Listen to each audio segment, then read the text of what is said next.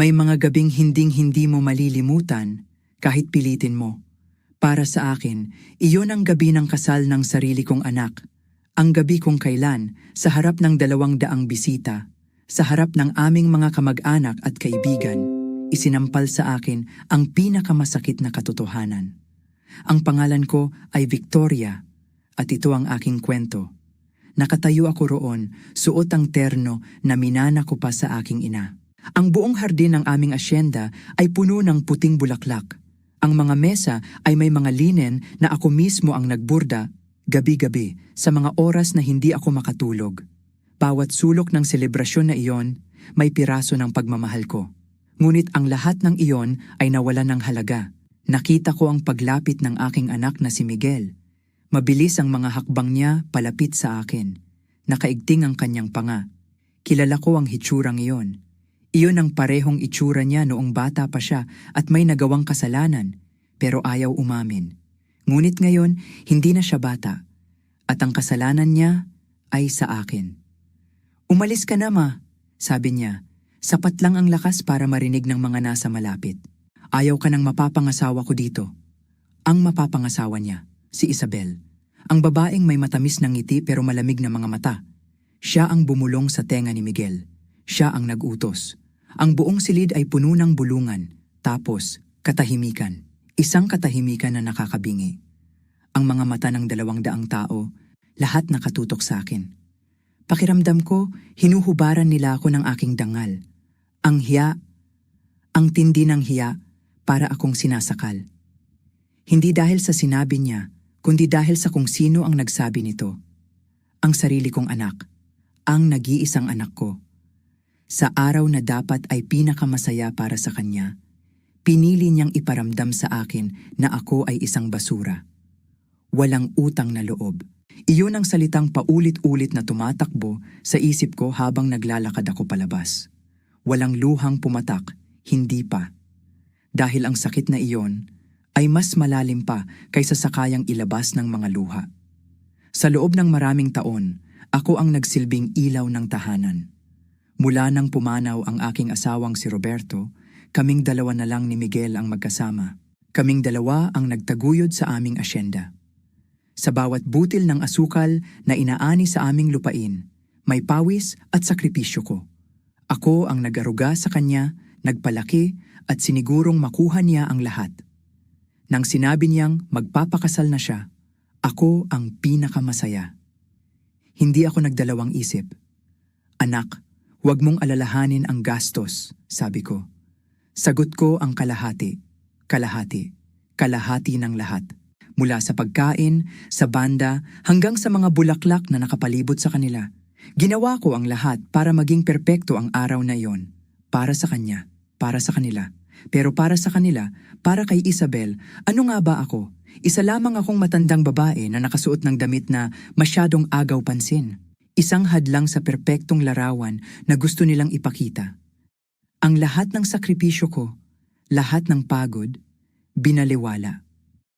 Para lang akong isang kasambahay na matapos maglinis ay kailangan ng umalis dahil darating na ang mga importanteng bisita.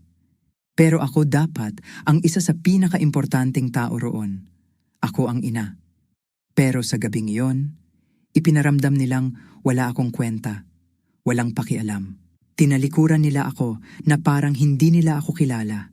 Habang papalabas ako ng bulwagan, dala lang ang aking pitaka. Habang nararamdaman ko ang mga matang nakasunod sa aking likuran. May isang bagay silang hindi alam. Isang bagay na hindi nila nakikita.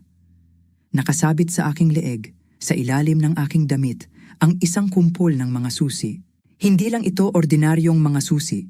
Ito ang mga susi ng aming tahanan, ng aming asyenda, ng lahat ng naiwan sa amin ng aking yumaong asawa. Ito ang simbolo ng aming pamana. At ang mga susing iyon, matagal nang gusto ni Miguel na makuha. Matagal nang hinihiling ni Isabel. Akala nila, sa pagpapalaya sa akin, mapapasakamay na nila ang lahat. Akala nila, ako ay isang reyna na natanggalan ng korona. Nagkakamali sila. Dahil bago pumanaw ang aking asawang si Roberto, may iniwan siyang isang lihim. isang trump card na para lamang sa akin. Isang testamento na nagsasabing habang ako ay nabubuhay at nasa tamang pag-iisip, ako at ako lamang ang may karapatang magpasya sa kapalaran ng lupaing iyon. Hindi nila alam iyon. Ang matandang babae na pinalayas nila, ang lolang itinakwil nila na parang isang basahan, ay hindi isang kawal na talunan. Hindi. Ako ang may hawak ng lahat ng baraha. At sa gabing iyon, habang nagmamaneho ako pauwi sa katahimikan, napagtanto ko, ang laro ay ngayon palang magsisimula. Gusto nila akong mawala. Gusto nilang maging isang multo na lang ako sa kanilang perpektong buhay. Gusto nilang angkinin ang lahat ng pinaghirapan ng aming mga ninuno at gawin itong isang negosyo na walang kaluluwa. Pero hindi ako mananahimik, hindi ako magpapatalo. Ang laban na ito ay hindi na tungkol sa isang damit o sa isang kasal. Ito ay tungkol sa pagbawi ng aking dangal. Ang dangal na sinubukan nilang tapakan sa harap ng lahat. At ito ay tungkol sa pagbibigay sa kanila ng isang leksyon. Isang leksyon na hindi nila malilimutan. Isang leksyon tungkol sa respeto, tungkol sa utang na loob, at tungkol sa tunay na kahulugan ng pamilya. Isang leksyon na maikukwento pa nila sa kanilang mga magiging apo, kung paanong ang isang inang kanilang minaliit ay ang siyang nagturo sa kanila ng lahat. Babawiin ko hindi lang ang aking respeto, babawiin ko ang aking anak mula sa kuko ng kasakiman. Poprotektahan ko ang pamana ng aking asawa. Marahil sa inyong nakikinig ngayon, may mga kwentong katulad ng sa akin. Naranasan niyo na po bang maramdamang tila isang dayuhan sa sarili niyong pamamahay? O ang sakit ng pagbabaliwala ng isang minamahal? Kung ang kwentong ito ay sumasalamin sa inyong puso, paki-like at share po ng video na ito. Baka sakaling may isang ina o isang ama na makakapanood nito at makahanap ng lakas. At sana po, mag-iwan kayo ng komento sa ibaba. Kwentuhan niyo po ako. Gusto kong malaman, saan po kayo nanonood ngayon? Ibahagi niyo po ang inyong mga kwento. Dahil sa mga panahong tulad nito, ang pakikinig sa isa't isa ang nagbibigay sa atin ng pag-asa. Salamat po at ngayon, hayaan ninyong ituloy ko ang aking laban. Kinabukasan, pagkatapos ng gabing iyon, ang katahimikan sa loob ng aming bahay ay parang isang mabigat na kumot. Bawat sulok ng aming tahanan na dati puno ng masasayang alaala ay tila naging isang malungkot na museo. Ang bawat pag-ikot ng lumang orasan sa dingding ay parang isang paalala na ang oras ay lumilipas at may mga bagay na hindi na maibabalik pa. Umupo ako sa aming kusina sa parehong silyang inuupuan ko tuwing umaga. Nagtimpla ako ng 2 tasa ng kape, isang itim na barako para sa akin, at isang may gatas na paborito ni Miguel. Hindi ko alam kung bakit ko ginawa. Siguro dahil sa loob ng 15 taon, iyon ang aking nakasanayan. Siguro umaasa pa rin ang isang bahagi ng puso ko na bigla na lang siyang papasok sa pinto, uupo sa aking harapan at sasabihing, "Ma, kape tayo." Ngunit ang pinto ay nanatiling sarado. At ang pangalawang tasa ng kape ay dahan-dahang lumamig sa ibabaw ng mesa. Tanghali na nang tumunog ang telepono. Nakita ko ang pangalan niya sa screen. Miguel. Sa isang iglap, bumilis ang tibok ng aking puso. May isang munting pag-asa na sumibol sa aking dibdib. Siguro natauhan na siya. Siguro hihingi siya ng tawad. Siguro sasabihin niyang nagsisisi siya. Dahan-dahan kong sinagot ang tawag, huminga ako ng malalim at sinubukang patatagin ang aking boses. "Anak?" Isang sandali ng katahimikan. Tapos nagsalita siya. Pero ang boses na narinig ko ay hindi boses ng isang nagsisising anak. Iyon ay boses ng isang estranghero. Malamig. Malayo. "Ma," sabi niya, walang emosyon. "Kailangan ko ang mga susi ng asyenda." Ang mga susi. Hindi, "Ma, kumusta ka na?" Hindi, "Ma, patawarin mo ako." Kundi, kailangan ko ang mga susi. Parang may kung anong malamig na bagay ang gumapang sa aking likuran. Narinig ko sa kabilang linya ang isang pamilyar na boses ng babae. Bumubulong. Si Isabel. Siya ang nagdidikta at ang anak ko ay parang isang papet na sumusunod lamang. "Para saan, Miguel?" Tanong ko. pilit pinipigilan ang panginginig ng aking boses. Gusto naming magkaroon ng ilang pagbabago, sabi niya, na halatang inuulit lang ang sinasabi ng iba. Mag-aayos kami. Modernisasyon. Modernisasyon. Iyon ang paboritong salita ni Isabel. At sa isang iglap, ang alaala ng aking yumaong asawa, si Roberto, ay biglang nagbalik sa aking isipan. Ang huling gabi niya sa mundong ito, nakahiga siya sa aming kama, mahina na ang katawan pero malinaw pa ang isipan. Hinawakan niya ang aking kamay at sa kabilang kamay niya ay ang kumpol ng mga susi na iyon. Ang mga susi na minana pa niya sa kanyang ama at minana naman ng kanyang ama sa sarili nitong ama. Victoria, bulong niya sa akin habang inilalagay ang malamig na bakal sa aking palad. Ang mga susing ito ay hindi lang mga pambukas ng pinto. Ito ang kaluluwa ng ating pamilya. Ito ang puso ng ating lupa. Ingatan mo ito. Tumingin siya sa aking mga mata at may nakita akong takot doon. Pangako mo sa akin, mahal, poprotektahan mo ito? Poprotektahan mo ang ating pamana? Kahit kanino? Kahit pa sa sarili nating anak. Noon, hindi ko maintindihan ang huling sinabi niya. Bakit ko poprotektahan ang aming pamana mula kay Miguel? Ang anak na pinalaki naming mahalin ang lupaing ito? Ang anak na nangakong dito rin palalakihin ang kanyang mga magiging anak? Ngayon, habang kausap ko ang estrangherong ito sa telepono, nauunawaan ko na ang lahat. Naalala ko si Miguel noong siya ay 12 taong gulang pa lamang, ilang araw matapos naming ilibing ang kanyang ama. Nakita ko siyang buhat-buhat ang mabibigat na gamit, sinusubukang ayusin ang isang sirang bakod. Ako na ang bahala dito, ma, sabi niya, kahit mas malaki pa sa kanya ang mga martilyo. Ako na ang lalaki sa bahay na ito ngayon. Siya ang naging lakas ko sa mga panahong iyon. Siya ang naging kasama ko sa pagpapatakbo ng asyenda. Sabay kaming natuto, sabay kaming umiyak, sabay kaming nangako na hindi namin pababayaan ang lahat ng iniwan ni Roberto. Naalala ko noong umuwi siya mula sa Maynila pagkatapos ng kolehiyo. Maraming alok na trabaho para sa kanya sa syudad, pero pinili niyang bumalik. Dito ang lugar ko, ma, sabi niya habang nakaupo kami sa beranda, pinapanood ang paglubog ng araw sa likod ng mga tubo. Kasama mo, dito sa ating lupa. Ang lahat ng mga alaalang iyon ay tila isang panaginip na lang ngayon. Isang magandang panaginip na biglang binangungot. Ang Miguel na kausap ko ngayon ay hindi ang Miguel na pinalaki ko. Ang boses niya ay boses ni Isabel. Ang mga salita niya ay salita ni Isabel. Ang mga pangarap niya ay pangarap na ni Isabel. Hindi, sagot ko sa telepono. Isang salita lang. Ngunit sa isang salitang iyon, ibinuhos ko ang lahat ng natitira kong lakas. Anong hindi? Tanong niya, may bahid ng inis sa kanyang boses. Hindi ko ibibigay ang mga susi, Miguel. Narinig ko ang galit na bulong ni Isabel sa kabilang linya. Tapos ang boses ni Miguel ay biglang tumigas. Pero karapatan ko rin iyan, ma. Kalahati ng ari-ariang iyan ay pamana sa akin ni Papa. Iniwan sa iyo ng iyong ama ang kalahati ng pag-aari? Oo, mahinahon kong sagot.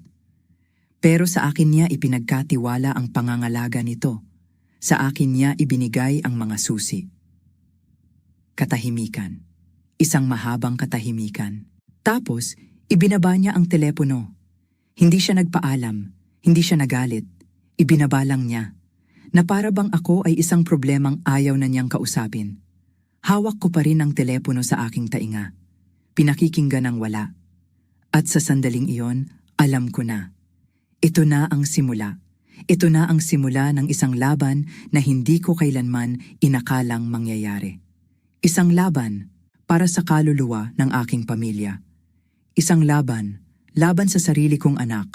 At habang nakatingin ako sa malamig na tasa ng kape na para sana sa kanya, alam kong sa laban na ito, nag-iisa lang ako. 3 linggo. 3 linggo ng nakabibinging katahimikan ang lumipas. Sa bawat araw na nagdaraan, ang bahay ay tila lalong lumalaki at ako na may lalong lumiliit. Ang bawat ugong ng sasakyan sa malayo ay nagpapatayo ng aking mga balahibo. Nagbabaka sakaling iyon na ang truck ni Miguel. Ngunit walang Miguel na dumating. Sa loob ng 3 linggong iyon, nag-isip ako. Pinag-awayan ng puso at isip ko. Sabi ng isip ko, "Huwag kang susuko, Victoria. Tama ang ginagawa mo."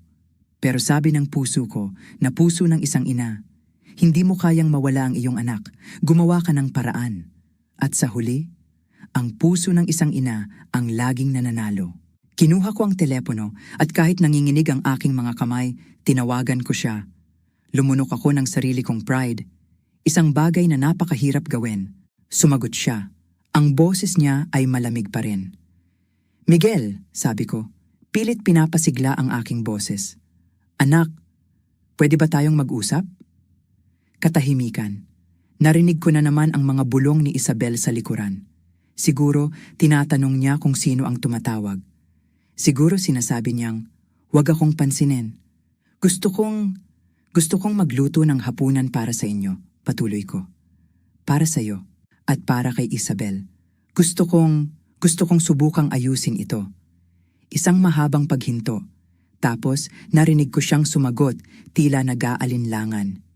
"Sige po, ma. Ang puso ko ay bahagyang gumaan. May pag-asa pa." Kinabukasan, ginugol ko ang buong araw sa paghahanda. Nagluto ako ng kanyang paboritong kare-kare, gamit ang resipe na minana ko pa sa aking lola. Gumawa ako ng leche flan, na alam kong paborito rin niya. Inayos ko ang aming hapagkainan gamit ang pinakamaganda naming kubyertos at ang mantel na bordado pa ng aking ina. Sinindihan ko ang mga kandila. Gusto kong iparamdam sa kanila na espesyal ang gabing ito, na handa akong kalimutan ang lahat. Dumating sila ng 7:00. Nang makita ko ang truck ni Miguel na pumarada sa harap ng bahay, ang puso ko ay kumabog na parang sa isang bata na nag-aabang sa kanyang ama. Nakakahiya, naisip ko. Ngunit hindi ko mapigilan. Lumabas ako para salubungin sila. Naunang bumaba si Miguel. Gwapo siya sa suot niyang puting polo. Ngunit ang kanyang mga mata, tila pagod. Hinalikan niya ako sa pisngi. Isang mabilis at pilit na halik. Sunod na bumaba si Isabel. Nakasuot siya ng isang mamahaling bestida, mataas ang takong at perpekto ang ayos. May dala siyang designer na bag sa isang braso at ang kanyang telepono naman sa kabila. "Good evening po, Tita Victoria," sabi niya na may ngiting hindi umabot sa kanyang mga mata. "Isabel, mabutit nakarating kayo. Tuloy kayo," sabi ko. Pumasok sila sa loob. Inilibot ni Isabel ang kanyang mga mata sa aming sala na may parehong ekspresyon na nakita ko na noon. Isang tingin ng pagsusuri na para bang kinakalkulan niya ang halaga ng bawat muebles, bawat painting, bawat piraso ng aming kasaysayan. "How quaint," sabi niya sa wakas. Kakaiba. Iyon ang salitang ginamit niya. Na para bang ang aming tahanan ay isang bagay na nakikita lang sa isang museo. Habang naghahain ako sa kusina, naririnig ko silang nag-uusap ng pabulong. Mga tawang pilit, mga nakakailang na katahimikan. Nang bumalik ako dala ang pitsel ng iced tea, nakita ko si Isabel na kinukuhanan ng litrato ang aming sala gamit ang kanyang telepono. "Nagugustuhan mo ba ang ayos ng bahay?" Tanong ko, sinusubukang maging palakaibigan. "Ay, opo. Opo, it's very authentic," sabi niya. "Kinukuhanan ko lang po para isend sa pinsan ko. Mahilig po kasi siya sa mga vintage style." Vintage. Na para bang ang buhay ko ay isang uso lang sa Pinterest. Naupo kami para kumain. Si Miguel sa kanyang dating pwesto sa aking kanan. Si Isabel sa kanyang tapat. Tahimik ang hapunan maliban sa tunog ng mga kubyertos. Tinikman ni Miguel ang kare-kare. Pumikit siya sandali. "Naku, ma, wala pa ring tatalo sa luto niyo." Ngumiti ako. Sa unang pagkakataon sa mga nagdaang linggo, may naramdaman akong normal. Si Isabel naman ay kumuha ng isang maliit na subo. Dahan-dahan siyang ngumuya. Tapos, ibinaba niya ang kanyang tinidor. "Masarap po. Pero, medyo marami po kasing sahog. Bawal po kasi sa akin ang masyadong malasa." Isang kasinungalingan. Alam kong isa iyong kasinungalingan. Pagkatapos ng hapunan, habang inihahanda ko ang leche flan, biglang tumayo si Isabel. "Excuse me po, tita. Gagamit lang po ako ng banyo." "Sige, Hija. Ang pangalawang pinto sa kaliwa," sabi ko. Umalis siya. Naiwan kami ni Miguel sa hapag. Ma, salamat po sa paggawa nito, sabi niya. Alam kong hindi po ito madali para sa inyo. Walang hindi madali pagdating sa iyo, anak. Pero laging sulit, sagot ko. Ngumiti siya. Ang anak ko? Nandoon pa rin pala siya, sa ilalim ng lahat ng iyon. Ngunit matagal-tagal na si Isabel. Nag-aalala na ako. Ayos lang ba ang asawa mo? Tanong ko. Baka po nag-aayos lang. Alam niyo na po ang mga babae? Sagot niya. Tumayo ako. Titingnan ko lang kung kailangan niya ng tulong. Naglakad ako sa pasilyo. Ang pinto ng banyo ay bukas. Walang tao. Isabel? Tawag ko. Walang sumasagot. Nagpatuloy ako sa paglalakad. Nadaanan ko ang opisina ng yumaon kong asawa. Ang pinto na laging nakakandado ay bahagyang nakabukas. Dahan-dahan kong itinulak ang pinto. At doon, nakita ko siya. Si Isabel, nakatalikod sa akin. Itinaas niya ang kanyang telepono at kinukuhanan niya ng litrato ang laman ng mga drawer na binuksan niya. Ang mga dokumento sa ibabaw ng lamesa ni Roberto. Isabel, napatalon siya sa gulat. Isang saglit, namutla ang kanyang mukha. Ngunit mabilis siyang nakabawi. Ay, Tita Victoria, nagulat po ako sa inyo, sabi niya na may pilit na tawa. Pasensya na po, nakita ko lang po kasing bukas itong kwarto at na-curious lang po ako. Ang gaganda po kasi ng mga lumang gamit. Mabilis niyang isinilid ang telepono sa kanyang bag. Bumalik kami sa hapagkainan na parang walang nangyari. Ngumingiti siya. Nagpapatuloy sa pakikipagkwentuhan. Pero ako, hindi na ako mapakali. Nang umalis na sila, hindi na ako nag-aksaya ng panahon. Dumiretso ako sa opisina. Ang mga dokumento sa ibabaw ng mesa, bahagyang naiba ang posisyon. Halos hindi mo mapapansin, pero kabisado ko ang bawat pulgada ng lugar na iyon. May naghalungkat. Binuksan ko ang pangunahing drawer. Nandoon ang mga titulo ng lupa, ang testamento. Lahat ay nasa ayos, ngunit may kulang. Isang bagay ang nawawala. Ang dilaw na sobre. Ang sobre kung saan itinago ni Roberto ang isang napakahalagang sulat. Isang sulat na ipinangako niya sa aking bubuksan ko lamang. Kung mayroon nang magtatangkang kunin ang asyenda mula sa akin. Hinalughog ko ang lahat ng drawer. Ang lahat ng estante. Ang likod ng mga libro. Wala na ang sobre. Isang matinding kilabot ang gumapang sa aking buong katawan. Hinawakan ko ang mga susi na nakasabit sa aking leeg. At sa unang pagkakataon, naintindihan ko. Hindi ako paranoid. Pinagmamasdan ako. Pinag-aaralan.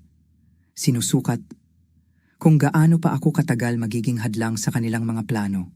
At ang hapunan na yon ay hindi isang alay ng kapayapaan. Isa iyong patibong. Hindi ako nakatulog ng gabing yon. Ang pagkawala ng dilaw na sobre ay parang isang multo na bumabagabag sa akin. Ang bawat anino sa aming bahay ay tila may dalang panganib. Hindi na ito simpleng hindi pagkakaunawaan sa pagitan ng mag-ina at manugang. Isa na itong malinaw na pagsalakay. Ngunit paano ako lalaban sa isang kaaway na gumagamit sa sarili kong anak bilang sandata? Kinabukasan, nakatanggap ako ng isang text message mula kay Miguel. Ma, gusto ka raw sanang imbitahan ni Isabel na mananghalian bukas. Kayo lang daw dalawa, para mas magkakilala pa kayo. Napatitig ako sa telepono, isang imbitasyon mula kay Isabel. Matapos niyang halungkatin ang mga pribadong gamit ng aking asawa. Matapos niyang nakawin ang isang napakahalagang dokumento, ang kapal ng kanyang mukha, may isang bahagi sa akin na gustong tumanggi, na gustong isigaw na alam ko ang kanyang ginawa. Ngunit may isang mas malakas na puwersa na nagsasabing kailangan kong pumunta. Kailangan kong malaman kung ano ang susunod niyang hakbang. Kailangan kong harapin ang ahas sa kanyang sariling lungga. Sige, reply ko. Saan at anong oras? Kinabukasan, nagbihis ako ng maayos. Hindi ang magara kong terno, kundi isang simpleng puting blusa at itim na pantalon. Isang damit na nagsasabing, nandito ako para sa seryosong usapan. Ang mga susi, nakatago sa ilalim ng aking blusa, nakadikit sa aking dibdib. Ang aking anting-anting, ang aking kalasag. Dumating ako sa isang mamahaling restaurant sa bayan 5 minuto bago ang takdang oras. At nandoon na siya, si Isabel. Nakaupo sa isang mesa, malapit sa bintana, na may isang baso ng puting alak sa kanyang harapan. Mukha siyang kampante, kumpiyansa, parang isang manlalaro ng chess na alam na kung paano magtatapos ang laro. "Tita Victoria, ang punctual niyo po," sabi niya na may ngiti. Umupo ako at umorder lang ng tubig. "Salamat po sa pagdating," panimula niya matapos ilapag ang kanyang telepono. "Alam ko pong hindi maganda ang simula natin at gusto ko po sanang ayusin iyon." "Ako rin," sagot ko, pinapanatili ang aking kalmadong ekspresyon. "Mabuti po, kasi tita, gusto ko pong maging tapat sa inyo. Hindi po ako ang kaaway ninyo," sabi niya habang bahagyang inilalapit ang kanyang mukha. Ang kanyang boses ay malumanay, tila puno ng sinseridad.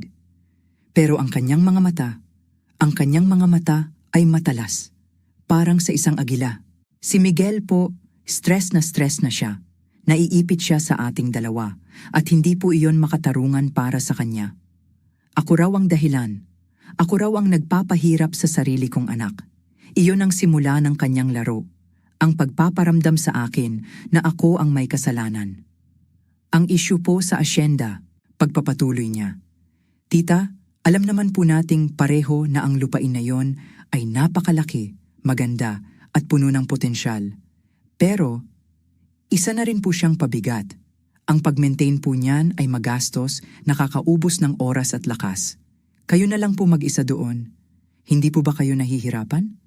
Hindi ako sumagot. Hinayaan ko siyang ilatag ang lahat ng kanyang baraha. "Isipin niyo po, kayo na lang mag-isa sa ganoon kalaking bahay. Paano kung magkasakit kayo? Paano kung may mangyari sa inyo at walang makakaalam? Para rin po ito sa kapakanan ninyo, tita." "Ang kapakanan ko raw. Napakabait niyang manugang," ngumiti siya. "May mga contact po ako sa industriya. Pwede po nating gawing isang boutique hotel ang asyenda o isang event venue para sa mga kasal. Isang bagay na moderno at kumikita. Kikita po kayo nang hindi na kailangang magpagod."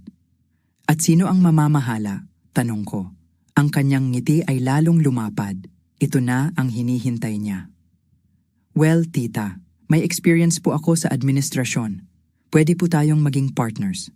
Kayo po ang magbibigay ng property, kami po ang magtatrabaho. Hati po tayo sa kikitain." Isang napakagandang alok. Kung hindi mo lang alam ang tunay niyang motibo. "At ang mga susi?" tanong ko, diretsyong nakatingin sa kanyang mga mata. Kanino mapupunta ang mga susi? Sa isang iglap, ang kanyang ngiti ay bahagyang nag-alinlangan. Ang kanyang mga mata ay saglit na umiwas.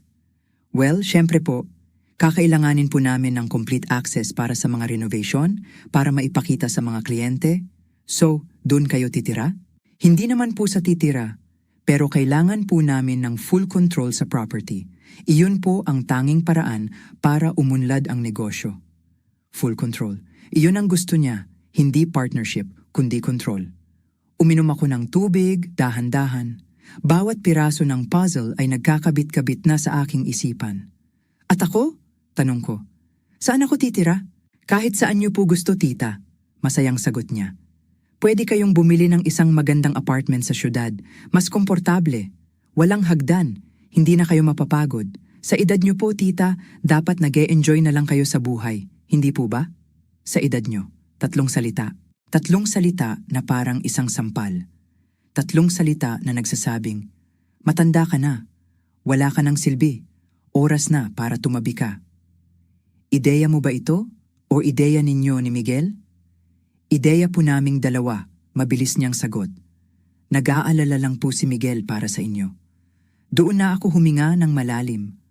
Oras na para tapusin ang larong ito. Hindi, sabi ko. Mahinahon. Matatag.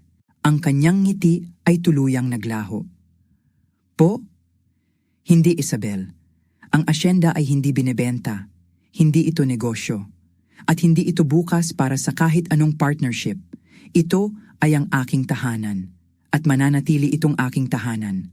Hanggang sa araw na ako ang magpasya na hindi na. Ang kanyang mukha ay biglang umasim. Pero may-ari din po si Miguel. Si Miguel ay may-ari ng 50% ng ari-arian. Pero ako ang may kumpletong kontrol sa pamamahala nito. Iyan ang nakasaad sa testamento ng aking asawa. That's unfair, Bulalas niya. Hindi, proteksyon niyon.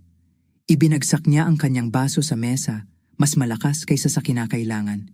Tita Victoria, ayoko pong maging bastos, pero nagiging makasarili na po kayo. Ang ari-ariang iyon ay pwedeng magbago ng buhay ng anak ninyo, ng pamilya ninyo, pero kumakapit kayo dyan na parang mas importante pa iyan kaysa sa amin. Hindi ito mas importante, sagot ko. Iba ito. Ang asyenda ay isang pamana. Kayo ay pansamantala. Namutla siya. Pansamantala? Tumayo ako. Naglabas ako ng pera mula sa aking pitaka at inilagay sa mesa para sa aking tubig. Ang mga kasal ay pwedeng magwakas, Isabel. Ang mga negosyo ay pwedeng malugi. Ang mga pangako ay pwedeng masira. Pero ang lupa ay mananatili. Tinalikuran ko siya. Victoria, sandali! Tawag niya. Hindi ako lumingon. Nagpatuloy lang ako sa paglalakad. Bago ako tuluyang lumabas ng pinto, huminto ako at nagsalita nang hindi nakatingin sa kanya. Pakisabi sa anak ko na kapag gusto niya akong makita, alam niya kung saan ako hahanapin. Sa aming tahanan. Lumabas ako ng restaurant na iyon na kumakabog ang dibdib, ngunit matatag ang mga binti. Sumakay ako sa aking sasakyan at sandaling huminga. Kinuha ko ang mga susi mula sa ilalim ng aking blusa.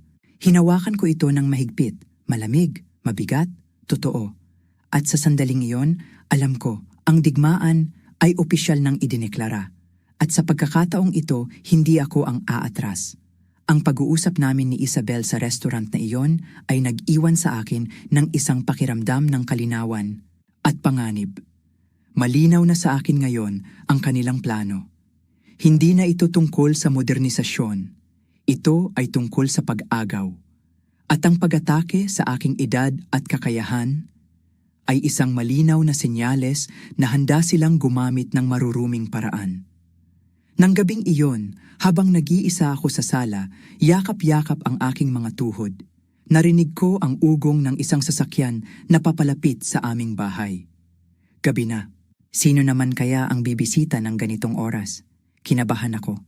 Si Miguel kaya? Si Isabel? Nagdala na kaya sila ng pulis? Sumilip ako sa bintana.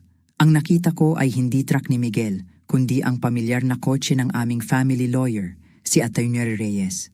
Isang lalaking nasa 70 anyos na, matagal nang pinagkakatiwalaan ng aming pamilya.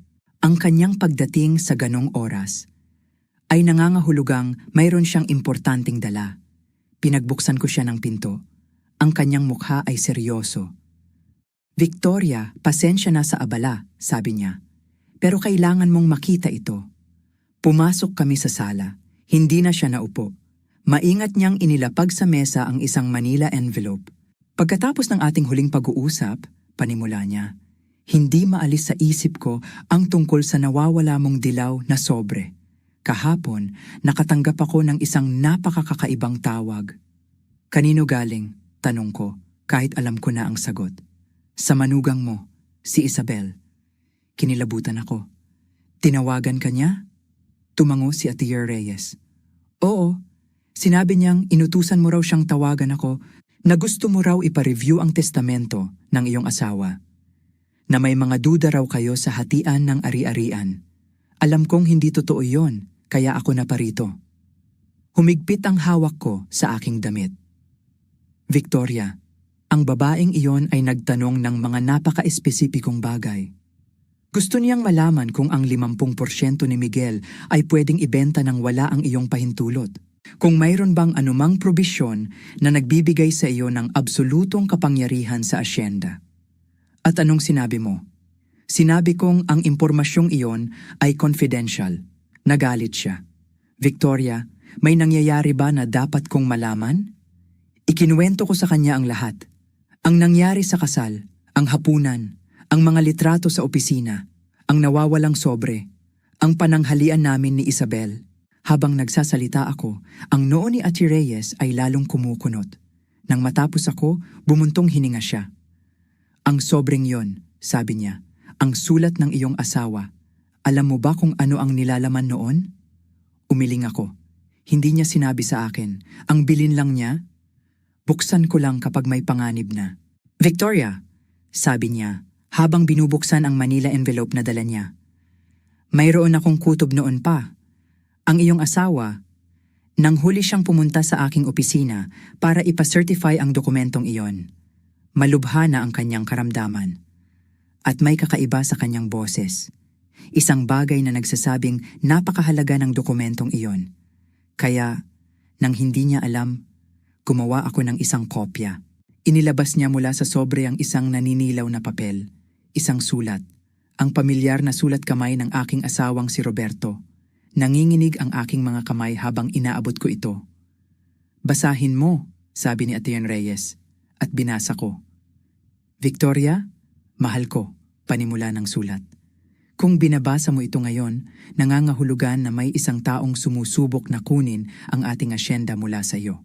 At kung sinusubukan nila, ibig sabihin, tama ang aking hinala. 2 buwan na ang nakalipas noong nasa ospital ako para sa aking huling mga pagsusuri. May nakilala akong isang matandang lalaki sa waiting room. Nagkwentuhan kami. Ikinuwento niya sa akin ang kanyang buhay. Nag-iisa raw niyang pinalaki ang kanyang anak na lalaki matapos mamatay ang kanyang asawa. Ibinigay daw niya ang lahat, edukasyon, pangarap, mana. Ngunit nang mag-asawa ang kanyang anak, nagbago ang lahat. Ang manugang daw niya ay unti-unting minanipula ang kanyang anak. Sa simula, sa pamamagitan ng matatamis na salita. Pagkatapos, sa mga ideya ng modernisasyon. At sa huli, kinumbinsi siyang pumirma ng isang power of attorney. Ang dahilan daw, para tulungan siya sa mga papeles para sa kanyang karamdaman. Pumirma ang matanda. At makalipas ang 2 linggo, ibinenta ng kanyang anak at manugang ang kanyang bahay. Inilagay siya sa isang nursing home. Kinuha nila ang lahat. Napatigil ako sa pagbabasa. Ang aking mga mata ay nagsimulang mamasa. Ang kwentong iyon, napakapamilyar. Nagpatuloy ako. Nang ikinuwento niya sa akin iyon, umiiyak ang matanda. Sabi niya, hindi ang anak ko ang nagtaksil sa akin, kundi ang anak kong minanipula. Ngunit pareho lang ang resulta. Namatay siyang mag-isa, walang tahanan, walang dangal. Victoria, ang kwentong iyon ay hindi ako pinatulog hanggang sa aking mga huling sandali.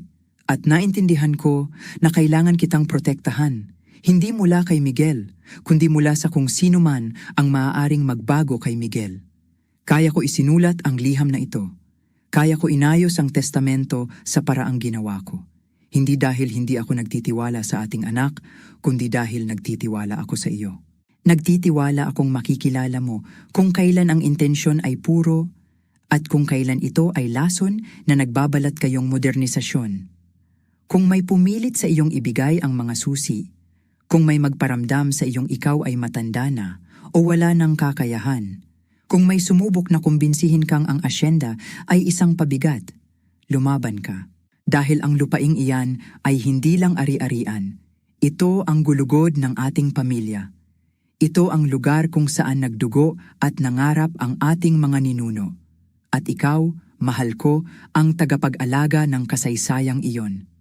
Huwag mong hayaan ang sinuman, kahit pa ang ating anak, na kumbinsihin kang ikaw ay isang hadlang. Hindi ka isang hadlang, ikaw ang bantay. At ikaw ang magpapasya kung sino ang maaaring pumasok.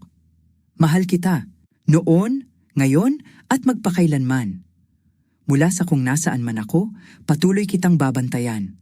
Protektahan mo ang mga susi, protektahan mo ang lupa, protektahan mo ang iyong sarili. Habang buhay, Roberto? Nang matapos akong magbasa, ang mga luha ay tuloy-tuloy nang bumabagsak sa papel. Inilagay ni Atty. Reyes ang kanyang kamay sa aking balikat.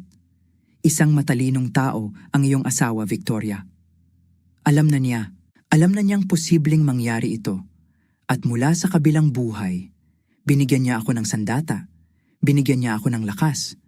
Pinunasan ko ang aking mga luha.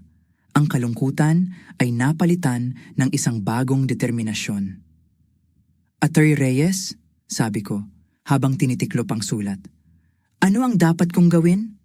Tumingin siya sa akin. Victoria, sabi niya na may lungkot sa kanyang mga mata. Maghanda ka para sa pinakamasaklap. Ang pinakamasaklap? Oo, ang araw na tuluyan ng papanig si Miguel sa kanyang asawa. Dahil sa batas, protektado ka. Pero sa puso, ang batas ay walang magagawa.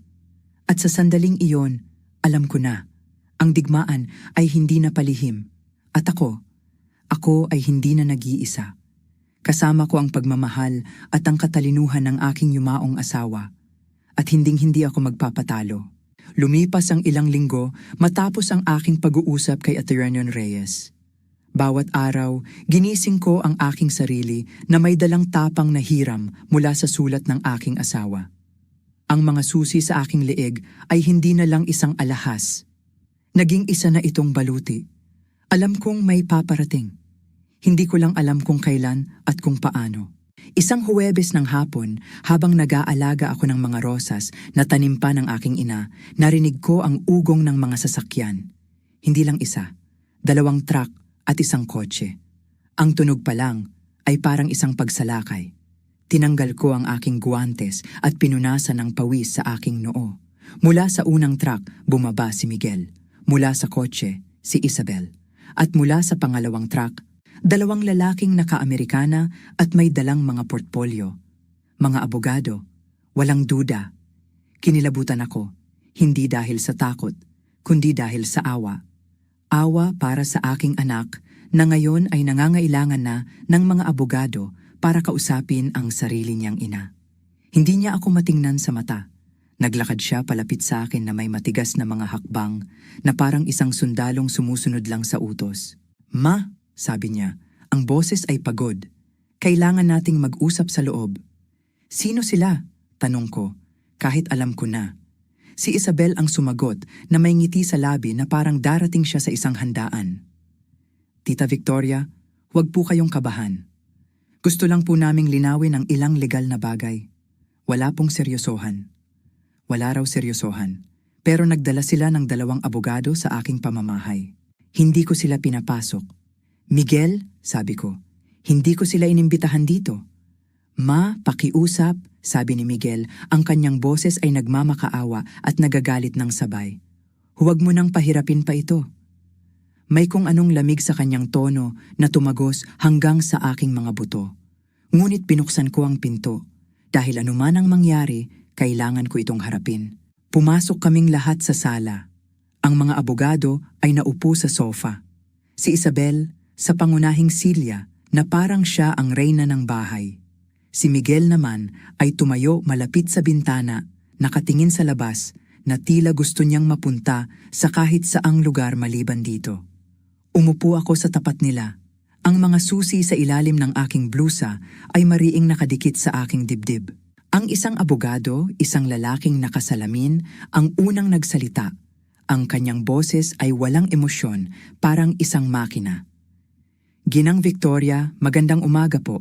Ako po si Attorney Williams, ang legal na kinatawan ni Ginoong Miguel Roberto Taylor. Narito po kami ngayon dahil nais ng aking kliyente na gamitin ang kanyang mga karapatan bilang kasamang may-ari ng asyendang ito." "Alam na niya ang kanyang mga karapatan at ang kanyang mga limitasyon," sagot ko. "At iyon po mismo ang dahilan kung bakit kami narito," sabi niya habang naglalabas ng mga dokumento. "Nasuri na po namin ang testamento ng inyong yumaong asawa. At bagamat totoo na kayo ang may kontrol sa pamamahala, mayroon pong isang probisyon na nagpapahintulot sa kasamang may-ari na hilingin ang paghahati ng ari-arian kung sa tingin niya ay ang kasalukuyang administrasyon ay nakakasira sa halaga ng ari-arian." "Nakakasira? Ang asyendang ito ay nasa perpektong kondisyon," giit ko. "Sa pisikal na anyo, marahil," sabi ng abogado. "Ngunit sa aspetong ekonomikal, nalulugi po ito. Hindi ito kumikita. Wala itong produktibong gamit. At ayon sa aming mga kalkulasyon, ang gastos sa pagpapanatili nito ay mas mataas pa kaysa sa anumang potensyal na benepisyo." Binaba niya ang mga papel sa mesa. Ayon sa merkado, ang halaga ng lupaing ito ay humigit kumulang 150 milyong piso. 150 milyon. Binigyan na nila ng presyo ang aming tahanan, ang bawat alaala, ang bawat pangarap. Ito ay ang aking tahanan, hindi isang negosyo. Sa mata ng batas, ginang, ito po ay pareho, sabat ng pangalawang abogado, na mas bata at may mapanghamak na ngiti. Isang pribadong ari-arian na may komersyal na halaga. At may karapatan ang aking kliyente na protektahan ang halagang iyon. Tumingin ako kay Miguel. Nakatalikod pa rin siya, nakatingin sa labas. Miguel, ikaw ba ang humiling nito? Hindi siya sumagot. Si Isabel ang gumawa nito para sa kanya. Ang kanyang boses ay malumanay, puno ng pag-aalala kunwari. Victoria, ang gusto lang po ni Miguel ay kung ano ang pinakamabuti para sa lahat. Kasama na po kayo. Tingnan niyo po ang lugar na ito. Malaki, luma, mahirap alagaan. Nag-iisa lang po kayo dito. Paano kung magkasakit kayo, kung madulas kayo, kung may mangyari sa inyo at walang makakaalam hanggang ilang araw na ang lumipas? May telepono ako, may mga kapitbahay ako, mayroon akong, kayo po ay 57 taong gulang na Victoria, putol niya sa akin. Ang paggamit niya sa aking unang pangalan ay isang sinasadyang kawalan ng respeto. At kahit malusog po kayo ngayon, ilang taon niyo pa po ito kakayanin? 5, 10, at pagkatapos, ano na? Hahayaan niyo na lang po bang masira ang ari-ariang ito hanggang sa mawalan na ito ng halaga? Ang kanyang mga salita ay parang mga maliliit na karayom, lahat tumutusok sa aking edad, sa aking kakayahan. Ito na ang sinasabi ni Atimeno Reyes. Ang pag-atake sa aking katinuan. Ang halaga nito ay higit pa sa kayang unawain ng pera, sabi ko. At doon, inilabas ni Isabel ang kanyang pinakamalakas na sandata. Ngumiti siya, isang ngiting malungkot kunwari, at dahan-dahang hinaplos ang kanyang tiyan. Kaya nga po kailangan nating pag-isipan ang kinabukasan, sabi niya. Ang kinabukasan ng inyong magiging apo. Isang iglap, ang mundo ay tumigil sa pag-ikot. Apo, ang aking apo. Ako po ay 3 buwang buntis, Victoria, sabi niya. Magiging ama na si Miguel. Magiging lola na po kayo. Ang hangin sa silid ay tila naubos. Tumingin ako kay Miguel. Sa wakas, lumingon na rin siya. Ang kanyang mga mata ay namumula. Totoo ma, sabi niya, basag ang boses. Kaya kailangan na nating isipin ang kinabukasan. Ang pagbibigay ng magandang buhay para sa anak namin, para sa apo mo. Ang aking apo. Ginagamit nila ang isang batang hindi pa isinisilang, isang batang walang muwang, bilang isang kasangkapan sa kanilang kasakiman. Ang sakit ay hindi na mailarawan. Ngunit hindi ako nagpakita ng kahinaan, hindi ako umiyak. Binabati kita, anak, tunay. Kung ganoon ma, intindihin mo sana kami. Hindi na ito tungkol sa iyo at sa akin. Tungkol na ito sa anak ko at karapat-dapat siyang magkaroon ng mga magulang na hindi problema ang pera. At ako ang humahadlang doon? Hindi naman po sa ganoon, ma, sabi ni Miguel. Pero pinapahirapan mo lang ang lahat. Muling nagsalita si Attorney Williams. Ginang Victoria, ang kliyente ko po ay handang makipag-areglo. Ayaw po naming umabot pa ito sa korte. Pero kung hindi po kayo makikipagtulungan, mapipilitan po kaming hilingin sa isang hukom ang sapilitang paghahati ng ari-arian. At sa prosesong iyon, maraming bagay ang maaaring lumabas. Mga bagay na baka ayaw ninyong maging publiko. Anong mga bagay? Ang inyong edad, ang inyong kondisyon na mag-isa lang kayo, ang pagtanggi ninyo sa tulong. Maaaring isipin ng isang hukom na iyan ay katigasan ng ulo ng isang matanda. Pwede nilang questionin ang inyong kapasidad na gumawa ng mga makatwirang desisyon. Ma, iyon na, ang banta, ang lason na matagal na nilang inihahanda. Tumayo ako. Sapat na, sabi ko. Lahat kayo, labas sa aking bahay. Ma, sinabi kong, labas? Ang aking boses ay umalingaw-ngaw, mas malakas kaysa sa aking inaasahan. Ito ay ang aking bahay, at habang ito ay sa akin, ako ang magpapasya kung sino ang papasok at kung sino ang lalabas. Tumayo na rin si Isabel. Ang mga kamay ay nakahawak sa kanyang tiyan. Victoria, isipin niyo po ang inyong apo. Gusto niyo po ba siyang lumaki na alam niyang mas pinili ng kanyang lola ang isang lumang bahay kaysa sa kanyang kinabukasan? Gusto kong lumaki siyang alam niya na ang kanyang lola ay may dangal. Sagot ko. Na hindi niya ipinagbili ang kanyang kaluluwa o ang kanyang kasaysayan para sa pera. Hindi lang ito pera. Sigaw ni Miguel, ang kanyang pagtitimpi ay tuluyan ng nawala. Ito ang aking mana. Ito ang iniwan sa akin ni Papa. at ipinagkakait mo iyon sa akin. Iniwan sa iyo ng iyong ama ang higit pa sa ari-arian, Miguel. Iniwan niya sa iyo ang mga prinsipyo, ang paggalang sa pinaghirapan ng mga nauna sa iyo. Hindi nababayaran ng prinsipyo ang mga bayarin. Naglakad siya palapit sa akin. Ang kanyang mukha ay galit, ang kanyang mga kamao ay nakakuyom. Ibigay mo sa akin ang mga susi, ma. Hindi. Ibigay mo sa akin ang lintik na mga susi. Ang kanyang sigaw ay yumanig sa buong kabahayan. Kinuha ko ang kwintas na may mga susi. Hinawakan ko ito sa aking kamay. Inilahad ni Miguel ang kanyang palad, nag-aabang. Ngunit sa halip na ibigay ito sa kanya, idiniin ko ang mga susi sa aking dibdib. Ang mga susing ito ay hindi ang iyong kinabukasan, Miguel. Ito ang iyong nakaraan. At hanggat hindi mo nauunawaan ang pagkakaiba, hindi mo ito makukuha. Ang kanyang mukha ay nagbago, puno ng galit, sakit, at isang bagay na hindi ko makilala. Tapos, ang lahat ng emosyon ay nawala. Napalitan ito ng isang malamig na kawalan. Kung ganoon, tapos na tayo, sabi niya, ang kanyang boses ay patag at walang buhay. At doon, binitawan niya ang pinakamasakit na salita. Wala na akong ina. Wala na akong ina. Ang mga salitang iyon ay parang mga balang tumusok sa aking puso. Miguel, ang isang inang mas mahal ang isang ari-arian kaysa sa sarili niyang anak ay hindi ina. Kaya pumili ka. Kung hindi ka sa akin papanig, wala kang anak. Huwag mo akong papiliin ng ganyan. Pinili ko na para sa ating dalawa. Tumingin siya sa mga abogado. Ihanda niyo na ang mga papeles. Pupunta tayo sa korte. Gusto ko ng hatian. Gusto kong ibenta ang aking parte. At gusto ko siyang mapaalis sa bahay na iyan. Naglakad siya patungo sa pinto. Tara na, Isabel. Umalis silang lahat. Nauna ang mga abogado. Sumunod si Isabel. At huli, si Miguel. Hindi siya lumingon. Hindi siya nagpaalam. Sumakay lang siya sa kanyang truck at umalis. Naiwan akong nakatayo sa may pinto, hawak ang mga susi, pinapanood ang kanilang pag-alis. Nang mawala na sila sa aking paningin at bumalik na ang katahimikan, isinara ko ang pinto. Naupo ako sa parehong silyang inuupuan ng aking asawa noon, at doon, sa wakas, hinayaan kong bumagsak ang aking mga luha. Ang mga luhang ibinuhos ko ng gabing iyon ay hindi mga luha ng pagkatalo. Iyon ay mga luha ng pagluluksa. Ipinagluluksa ko ang anak na nawala sa akin. Ang batang lalaking minsan ay nangakong aalagaan ang lupaing ito.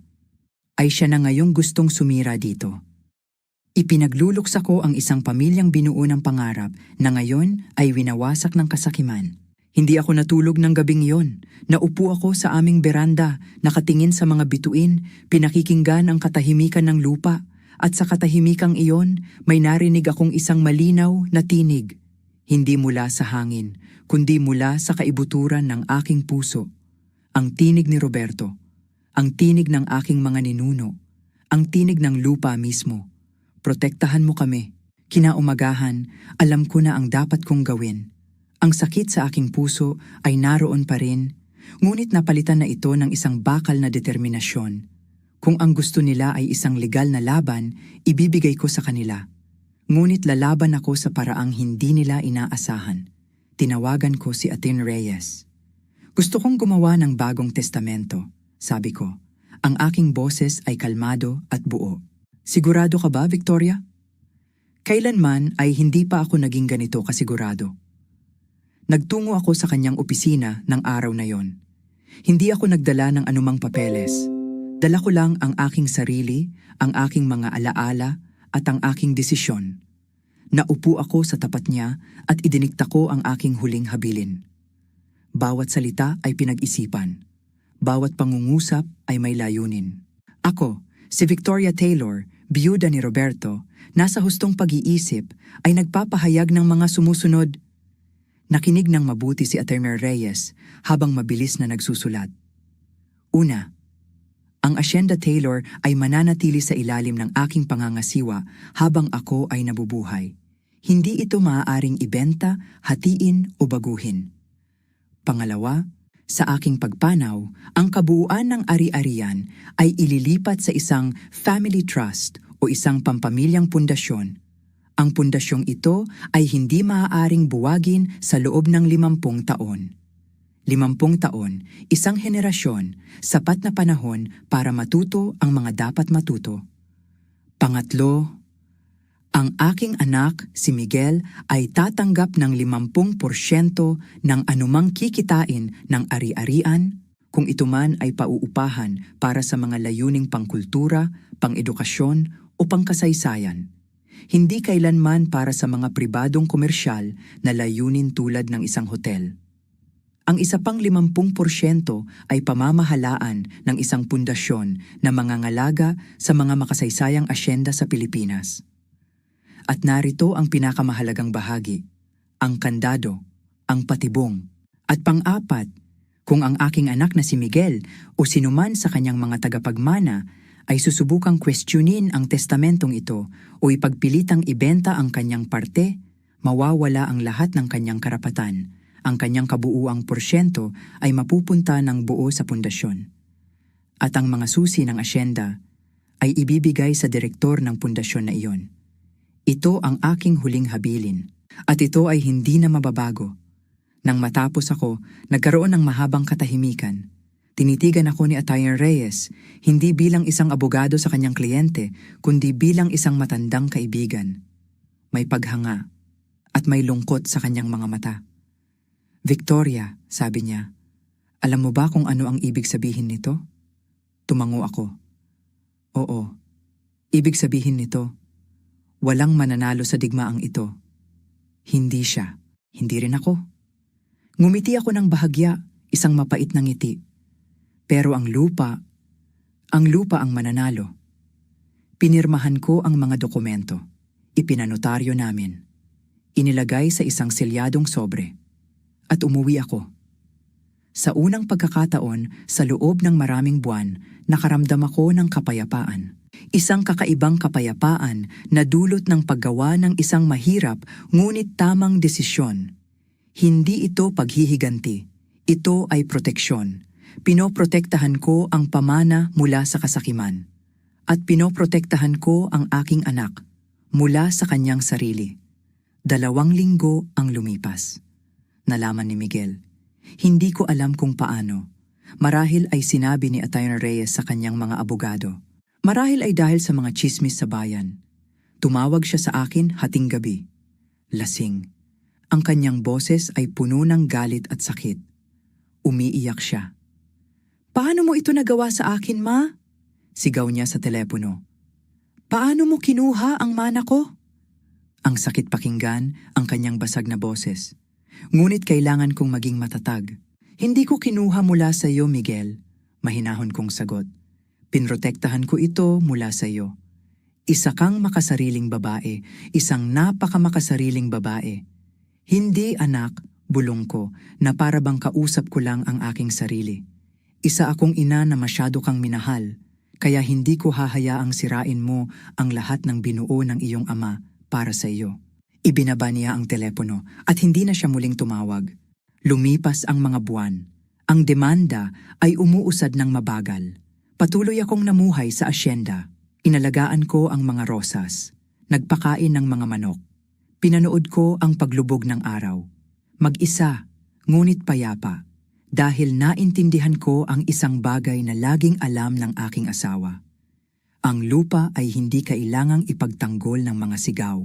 Ipinagtatanggol nito ang kanyang sarili sa pamamagitan ng panahon, ng pasensya, ng tahimik na katarungan na tanging kalikasan lang ang nakakaalam kung paano ibigay.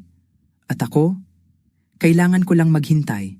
Ang mga susi ay nanatiling nakasabit sa aking leeg. Hindi na sila mabigat, mga susi na lang sila. At ako ay malaya na. 2 taon. 2 taon ang lumipas na parang isang mahabang panaginip. Ang demanda ay nabalaho.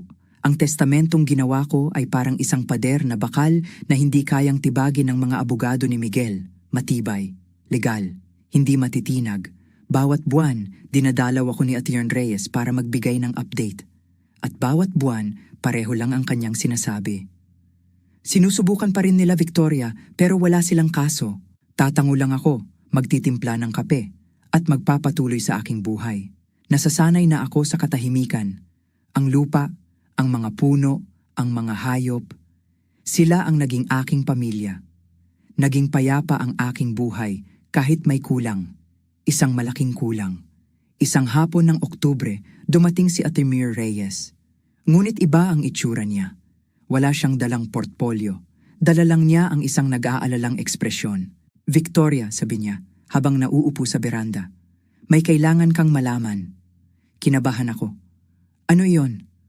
Huminga siya ng malalim. Si Miguel at si Isabel naghiwalay na. Ang mundo ko, sa pangalawang pagkakataon, ay tumigil sa pag-ikot. Kailan pa? Halos pabulong kong tanong. 3 buwan na ang nakalipas. Pinal na ang diborsyo noong nakaraang linggo. At ang bata? Nasa kay Isabel ang full custody. Umalis na siya. Pumunta sa Cebu kasama ang kanyang pamilya. Si Miguel, may supervised visits na lang kada 2 linggo. Napaupo ako. Tila nanlambot ang aking mga tuhod. Ang apo kong hindi ko pa nakikita, ay malayo na. Anong nangyari? Bumuntong hininga si Atty. Reyes. Ang laging nangyayari sa mga babaeng tulad niya. Nang hindi niya makuha ang gusto niya mula sa iyo, nagsimula na siyang maghanap sa iba. May nakilala siyang isang hotel magnate. Mayaman, mas matanda, walang pamilya. Nahuli sila ni Miguel sa mismong apartment na tinitirhan nila. Isang halo ng sakit at lungkot ang bumalot sa akin. Hindi ako makapagsalita. Kumusta siya? Iyon lang ang nagawa kong itanong. Masama, Victoria. Sobrang sama, malungkot na sagot ni Ate Reyes. Nawala sa kanya ang asawa, ang anak, ang trabaho, lahat. Ang trabaho niya? Nag-resign daw. O sinibak. Hindi ako sigurado. Pero ngayon, nakatira siya sa isang mumurahing motel malapit sa syudad. Mag-isa. Laging lasing, sabi ng mga nakakaalam. Ang mga luha ay nagsimula nang bumagsak mula sa aking mga mata nang hindi ko namamalayan. Ang anak ko, wasak na wasak. At bakit hindi niya ako hinahanap? Pride? Hiya? Siguro pareho, sabi ni Atty. Reyes. Naiwan ako sa kusina na may malamig na kape at isang durog na puso. Ang anak ko ay nasa impyerno. Isang impyernong siya mismo ang gumawa. At wala akong magawa para tulungan siya. 3 linggo ang lumipas. Habang namimili ako sa bayan, nakita ko siya, si Isabel. Nasa isang magarbong restaurant siya, nakaupo sa labas, kasama ang isang lalaking naka-Amerikana, may puting buhok at mamahaling relo. Isang ngiting parang sa isang pating. Tumatawa si Isabel. Nakikipaglandian, nagniningning. Na para bang walang nangyari, na para bang hindi niya winasak ang aking anak, na para bang ang sanggol na siyang dahilan daw niya kung bakit kailangan nilang kunin ang asyenda ay hindi man lang umiral. Nakita niya ako, nagtama ang aming mga mata. Sa isang saglit, ang kanyang ngiti ay nag-alinlangan, ngunit mabilis niya itong ibinalik at kumaway siya sa akin, na para bang kami ay magkaibigan. Hindi ako kumaway pabalik. Nagpatuloy lang ako sa paglalakad. Dahil sa sandaling iyon, naintindihan ko ang isang bagay. Hindi kailanman minahal ni Isabel si Miguel. Hindi niya minahal ang sanggol. Ang tanging minahal niya ay kung ano ang maibibigay nila sa kanya. At nang matuyo ang bukal na iyon, naghanap siya ng iba. Nang gabing iyon, habang nakaupo ako sa beranda, inisip ko ang lahat ng nangyari. Ang kasal, ang mga sigaw, ang mga banta, ang mga abogado, at napagtanto ko, hindi ako nanalo sa digmaang ito. Pero hindi rin nanalo si Isabel. Dahil nakuha niya ang pera, oo. Nakuha niya ang bago niyang lalaki, oo. Pero may nawala sa kanya na hindi na niya maibabalik. Kapayapaan. Dahil ang mga taong tulad niya ay hindi kailanman nakukontento. Palagi silang nangangailangan ng higit pa. Palagi silang naghahanap ng susunod na pagkakataon, susunod na lalaki, susunod na kasunduan. At balang araw, kapag siya ay matanda na at mag-isa, maiintindihan niyang hindi nabibili ang mga bagay na tunay na mahalaga. Ang aking anak ay nagbayad din ng kanyang presyo. Nawala sa kanya ang kanyang pamilya, ang kanyang dangal, ang kanyang kinabukasan. Ngunit kahit papaano, mayroon pa siyang panahon para matuto, para magbago, para bumalik kung pipiliin niya. Ang gulong ng palad ay umikot na, at inilagay nito ang lahat sa kani-kanilang lugar, hindi sa pamamagitan ng paghihiganti, kundi sa pamamagitan ng katotohanan. Isang buwan pa ang lumipas. Pasko na. Ang hangin ay malamig at ang mga ilaw sa bayan ay kumukutitap. Ngunit sa loob ng aking malaking bahay, ang Pasko ay isa lamang ordinaryong araw.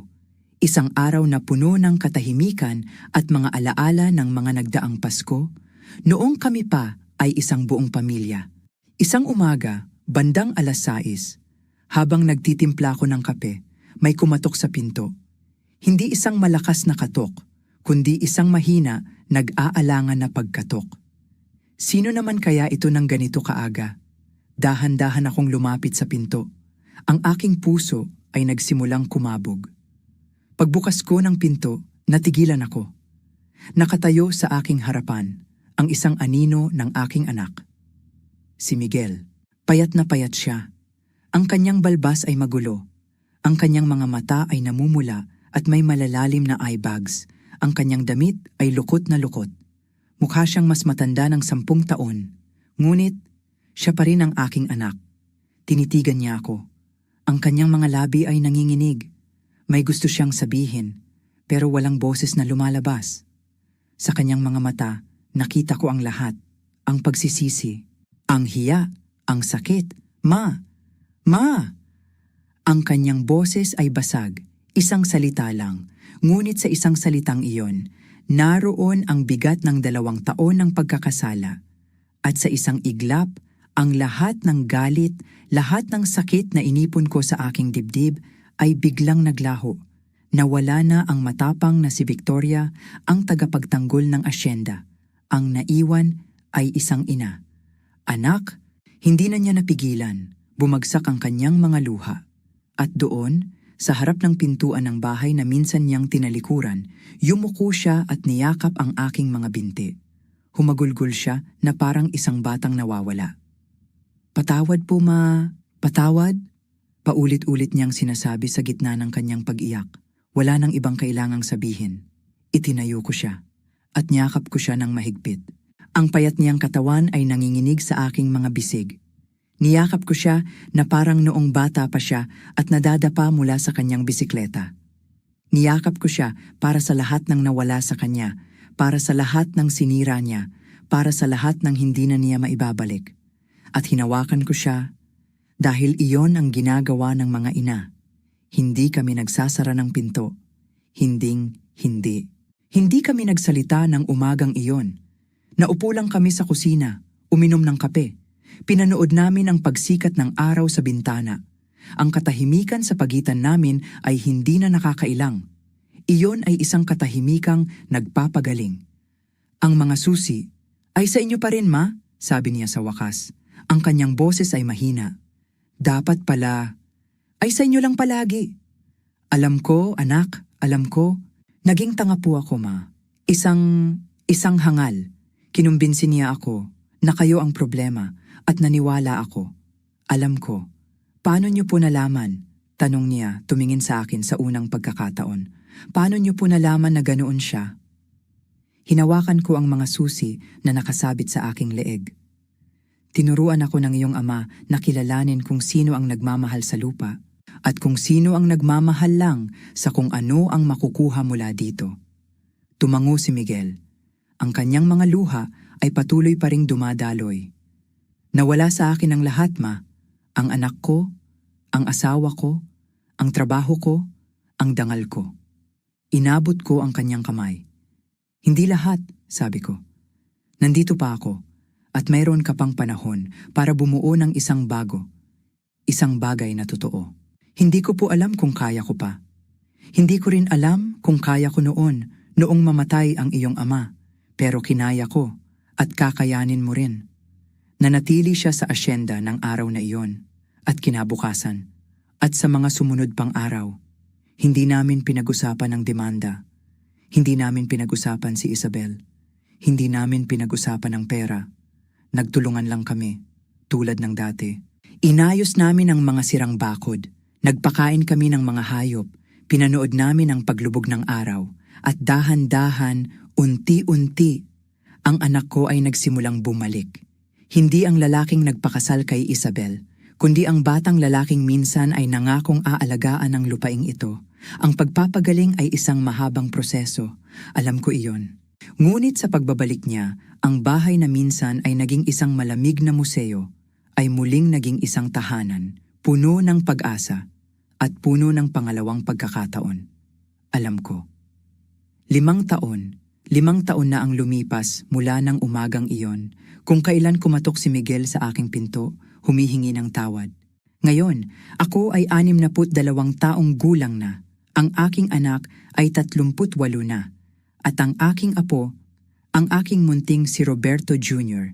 na ipinangalan sa kanyang lolo, ay 4.5 taong gulang na. Sa wakas, nakilala ko na siya. Hindi siya nakatira sa akin. Nasa poder pa rin siya ni Isabel sa Cebu.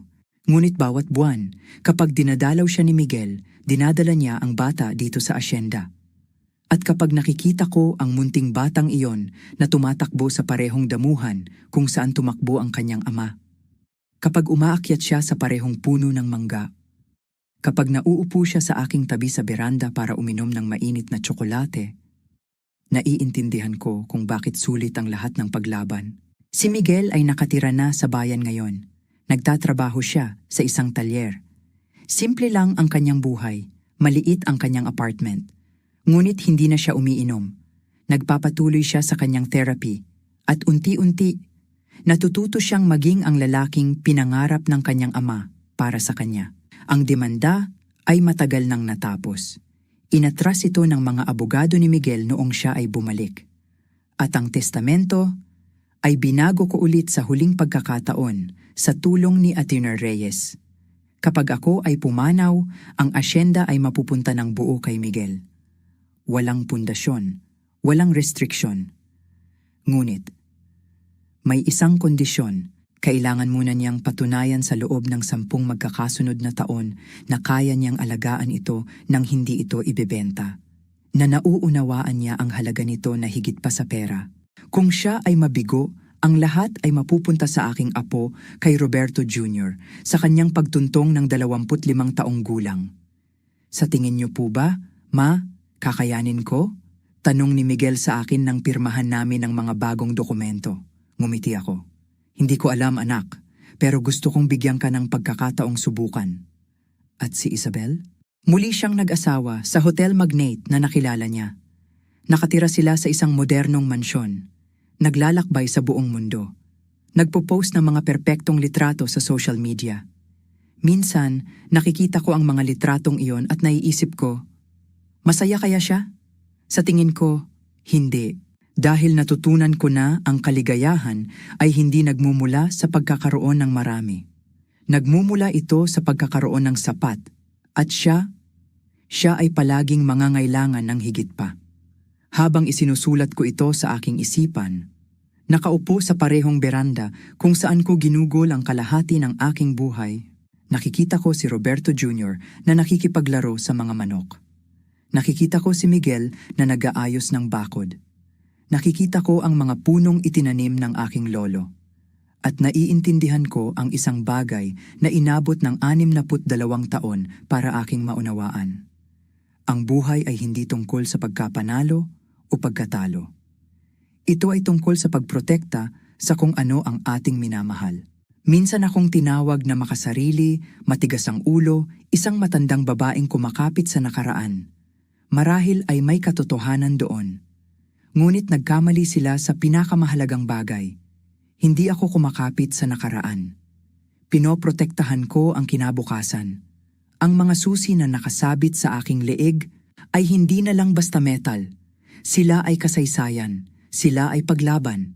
Sila ay patunay na ang isang babae na walang sandata kundi ang kanyang dangal ay kayang ipagtanggol ang isang buong mundo.